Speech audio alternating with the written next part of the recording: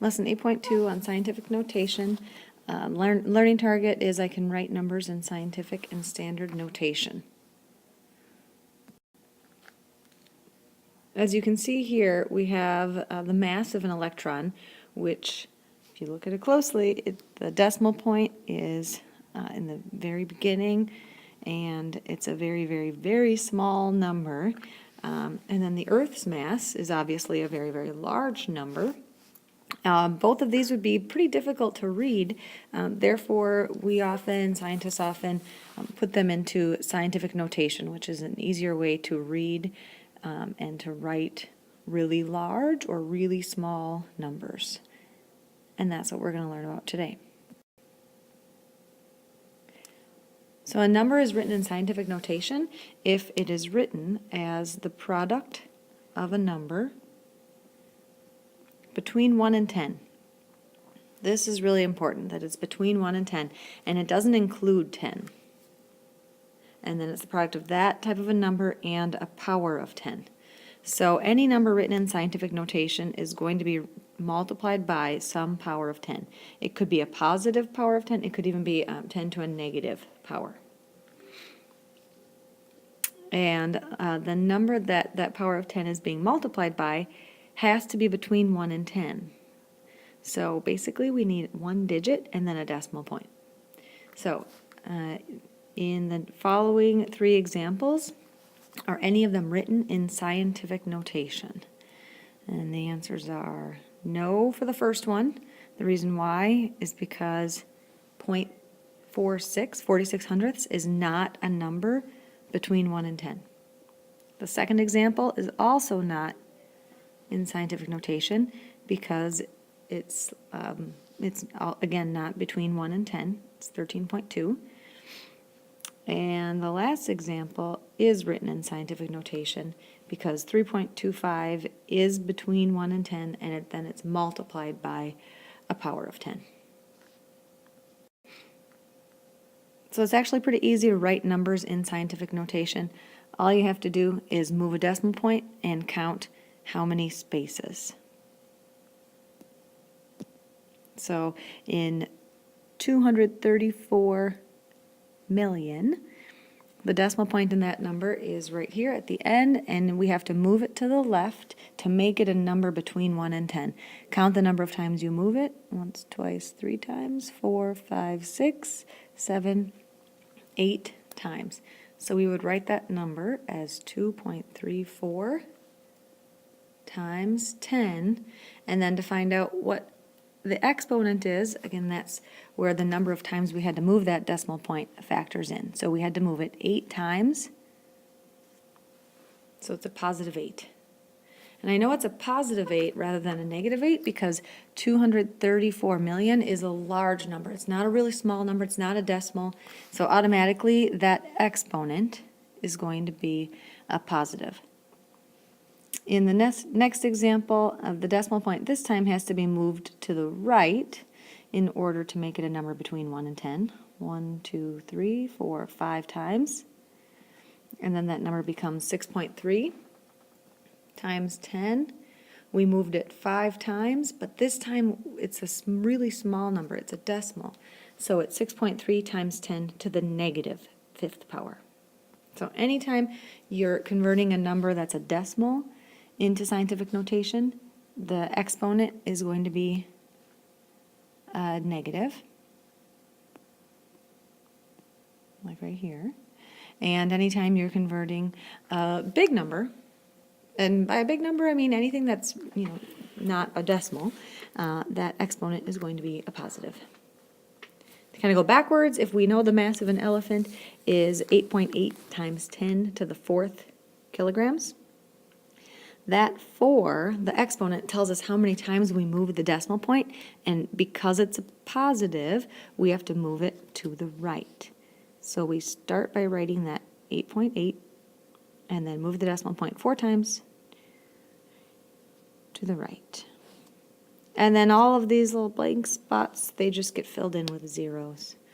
So the mass of an elephant is 88,000 kilograms. To convert an ant's mass, 7.3 times 10 to the negative 5th power, again, start with 7.3, and this time, because that exponent is a negative, we're going to move the decimal point to the left. And we're going to move it 5 times.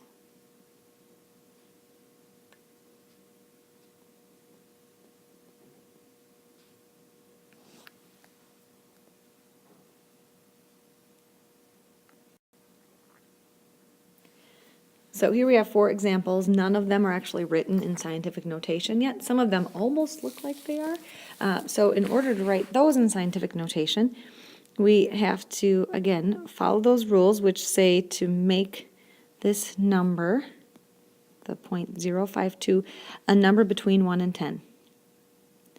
And I had to move it twice in order for that to happen, and it becomes 5.2 times 10.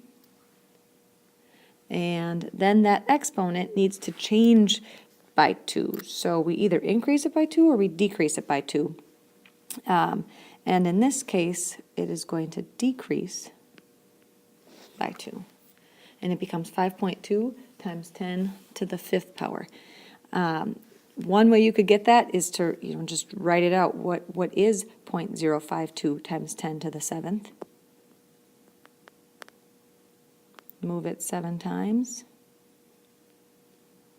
fill in with zeros, and then take that number, which is 520,000 essentially, and convert 520,000 to scientific notation. And we'd have to move it 5 times to the left, so it's 5.2 times 10 to the 5th. A little shortcut that I use is, and I'm looking at a number like this, which is almost in scientific notation. It's just that this, in this example, 0.052 has to be converted to scientific notation, or has to be converted to a number between 1 and 10. Then I remember the rule that if I have to move that decimal point to the right, then the exponent is reduced. And it gets reduced by the number of times I had to move the decimal point. I moved it twice, I reduced it by 2. 512.3 times 10 to the 5th. This time we have to move the decimal point to the left to make it be a number between 1 and 10. So it's 5.123. But this time I moved it to the left twice. So this exponent of 5 actually becomes larger. So it's 5.123 times 10 to the 7th. And again, a little trick that helps me remember that is if I move to the left, the exponent gets larger. And 53.2 times 10, move it once to the left, and it's 5.32 times 10. This time I moved it to the left, so that exponent is going to get larger. Right now, the exponent, remember, is a 1. So 1 larger is 2. 534, there's the decimal point. Move it twice to the left.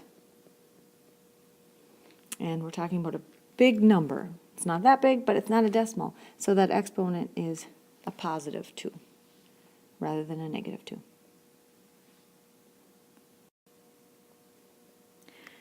Try this example on your own. List the planets in order of their distance from the sun, from least to greatest. Press pause and come back and see how you did. All right, take a look, see how you did. What I did to show my work was I actually converted all of these distances in scientific notation into standard notation. It's not necessary to do that, but if it helps you, go ahead and convert them. And then here they are in order from least to greatest. Last page. So in this one, when you're simplifying, and we're multiplying a number written in scientific notation by, in this case, we're multiplying by 7, we can actually just multiply the 7 times 4. 7 times 4 is 28. And then that is times 10. to the 5th power. So nothing really changes in that, the power of 10. However, now that our number that's being multiplied by a power of 10 is not between 1 and 10 anymore, we have to take the decimal point and move it once to the left to make it a number between 1 and 10. So it becomes 2.8. And because we went once to the left, remember, we can increase or make that exponent of 5 one larger. So it's 2.8 times 10 to the 6th power. For 0.5 times 1.2, if you multiply 0.5 times 1.2,